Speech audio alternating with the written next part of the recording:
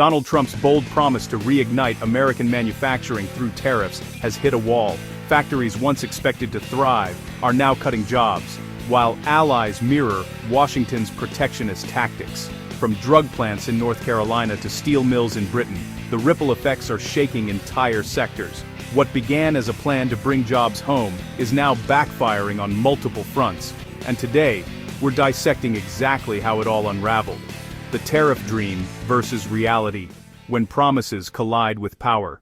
When Donald Trump returned to the White House, he reignited his pledge to rebuild America's industrial power factories in Michigan, Pennsylvania, and North Carolina were to roar back to life, fueled by tariffs designed to force companies to build plants here and hire American workers. The plan expanded beyond steel and aluminum to target Big Pharma, with proposed 100% tariffs on imported branded drugs unless firms built in the U.S. The goal sounded simple: protect jobs and secure domestic production. But the outcome told a different story. In Clayton, North Carolina, Novo Nordisk, the maker of Wegovy and those Epic, began cutting dozens of positions in production, quality control, and HR. The very jobs tariffs aimed to protect were now vanishing. Why? Manufacturing investments take years, global supply chains are deeply rooted, and rising costs often outweigh tariff incentives. Tariffs may shield borders, but they can't force expansion. Instead of creating a manufacturing boom, Trump's policy revealed its first misfire, where economic mechanics clashed with political ambition. Yet the story doesn't end with the U.S. The shockwaves of protectionism reached beyond pharma, setting off chain reactions in global industries.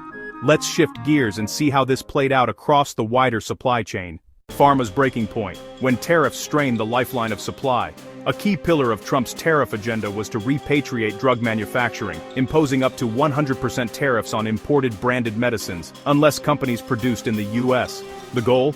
Make America the center of pharmaceutical finishing, packaging, and assembly. But under the surface, problems emerged. The policy's enforcement was unclear. Terms like building plants lacked definition and timelines were murky. Reports revealed the plan was effectively on hold as regulators and pharma giants debated logistics, while companies like Eli Lilly pledged major domestic investments, including a $5 billion advanced therapy plant in Virginia. Such projects take years and rely on highly skilled labor rather than mass hiring. Meanwhile, Novo Nordisk global restructuring cut 9,000 roles, including U.S. jobs, undermining the tariffs intent across the pharma value chain, from APIs to packaging. Companies faced rising costs, production delays, and strategic uncertainty. In the end, the effort to force reshoring exposed a deeper flaw. Tariffs can inspire ambition, but they don't guarantee growth, only new strains on already complex supply chains.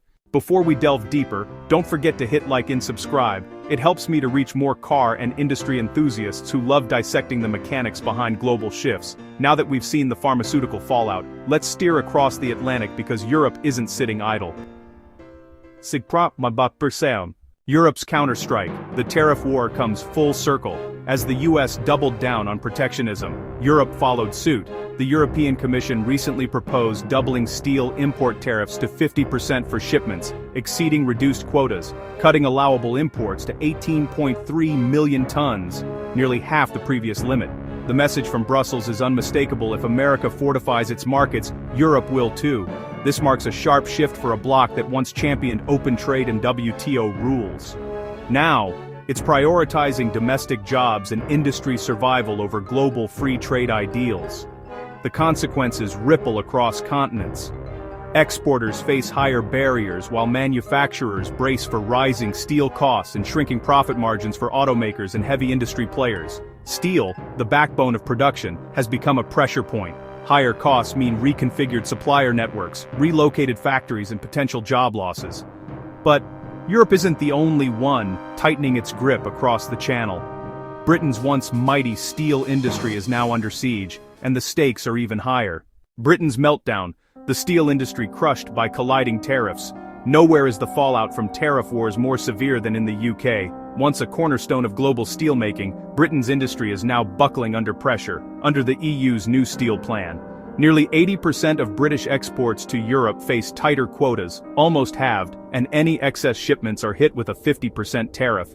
Industry leaders warn this could be the biggest crisis the UK steel sector has ever faced. The government has already spent $235 million rescuing British Steel's Scunthorpe plant, yet the strain persists. Jobs are at risk, investments delayed and supply chains rerouted amid fierce competition from cheaper Chinese steel. Unions caution that without decisive safeguards, steelmaking could vanish from the UK entirely. For automakers and suppliers, the consequences are immediate. Rising costs, sourcing chaos, and production uncertainty. And that brings us to the bigger picture. What happens when every nation fires up its own tariff engine? Let's zoom out to the global scale. The global shockwave, how tariffs ripple through every supply chain. Here's the crux. When protectionism spreads, the entire global engine starts to sputter.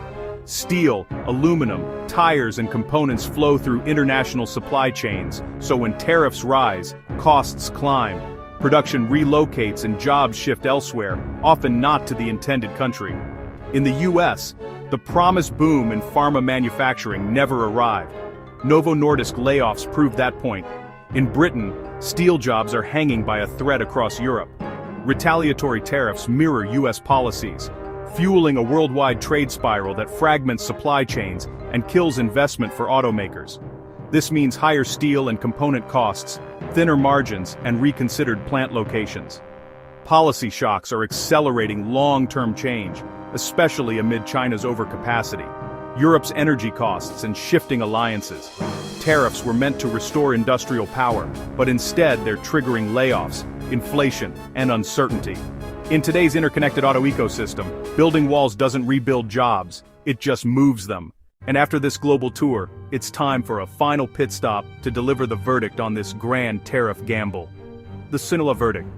Tariffs misfire as the world pays the price. After tracing this journey from Trump's grand promises of an industrial revival to the ripple effects hitting factories from North Carolina to Newcastle, one truth stands out.